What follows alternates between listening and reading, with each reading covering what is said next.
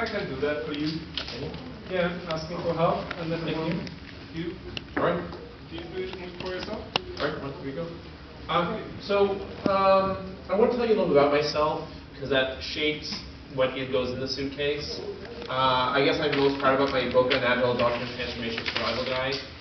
I wrote it as a way to help people understand about organizational culture and how Agile really doesn't work in most places. As a sad conclusion. I've spoken a bunch at this conference, and I'm happy to be here again. I've got a big open toolbox. I don't really see myself as a Scrum practitioner, a Kanban, or an XP guy. I just see there's a bunch of stuff that I can use to help companies to make things better.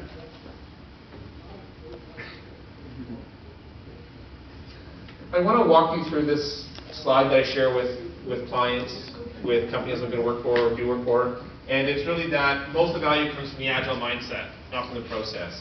That doing Agile is not being Agile, someone wrote on the board over there. And that really there's a gigantic benefit you get from trust, from innovation, that look to the future. And that most companies are selling for the 20%. And that's all they can do, and that's kind of sad. The other thing I want to talk about is that when we're thinking about systems, change is within a scope.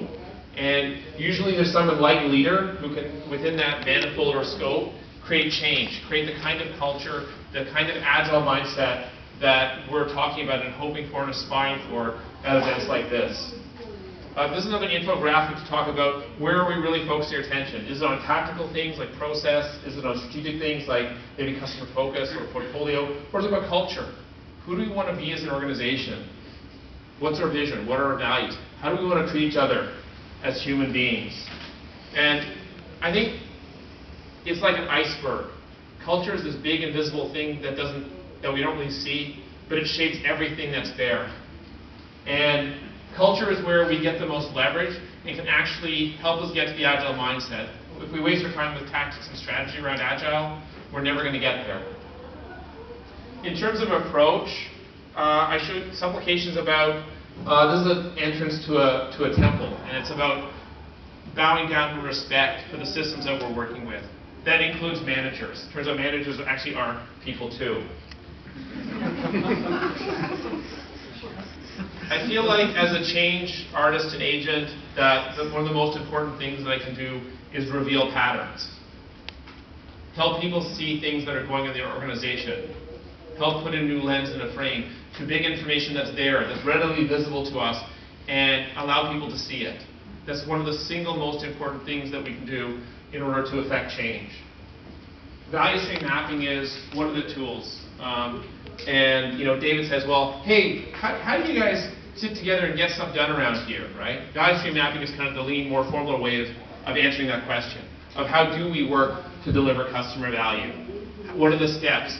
Where's the waste? Where do things go wrong? Innovation games is a lovely technique for understanding your customers. It's also really good for understanding the systems that we're working in, to understand what's working well, what's our vision for the future, how do we want to be. If you haven't looked at them, I encourage you. It's a really amazing facilitation toolkit. And of course, I love strategic play. When else do you get to have Lego at work? And I'm a trained facilitator in this, and it's really amazing because it lets us get the emotions on the table. And it gets people telling stories about things that matter. And when we do that, we can solve the really tough human problems. In the Matrix, Neo had to choose between the blue pill of taking and going back to his everyday reality, or taking the red pill to see how far the rabbit hole would go. The red pill is the stuff we reveal. The red pill is how things are broken and dysfunctional in organizations. And when we're working with people, we want to see which one they take and respect their decision. Part of this is partnership. It's not being just a gun for hire. It's about working with the systems we're in to shoulder what's getting done, or share decision making, share the work. It doesn't work when we just do part of it. We need to see people as valuable, right? Often people talk about what do we do with these resistors, people who are resisting. And when we let go of that and start seeing people as valuable, we begin to really appreciate everyone as a person and value their stories. And for me personally, I found that the most important thing is actually loving myself. And I finished an 18-month journey towards finding self-kindness. and it's been transformational. And I think one of the challenges that we have is that we don't actually value people enough because we don't really value ourselves. And I think it's an epidemic in our society. But one of the ways we can get there is by courage and vulnerability. By being vulnerable to say things that matter, to show our weaknesses, and the courage to appreciate ourselves in the face of that, and the courage to try to see the best in other people.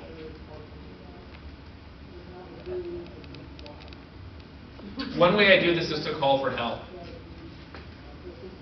I call for help to my dear friends like Olaf and others when emotionally I need help, where I got the bad news and I can't really deal with it.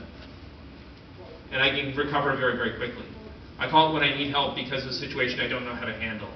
And we need to feel good about ourselves in order to do that. Kaminos Lab, Olaf and I are running a session on this on Wednesday, is a chance for people to help coach each other, to tell our stories, to be vulnerable, to be authentic, and start building those skills and understanding ourselves and our stories so that we can call for help, so we can see others as valuable. And oneness meditation, something I've been doing for the last 6 months, is a way for me to connect with something greater than myself. For some people it's nature, the greater universe, some people it's God. It's a very powerful way to help tap into that sense of self-kindness and self-worth that we need in order to have the courage to do the right things. And for all of you in this room to really take Agile forward, I encourage you to be the change that you want to see in the world. That we have to deal with our own stories and master our own selves so that we can help others. Agile really is not just about process, it's about being in a different way. And I encourage everyone to turn their people knobs all the way to 11. Thank you.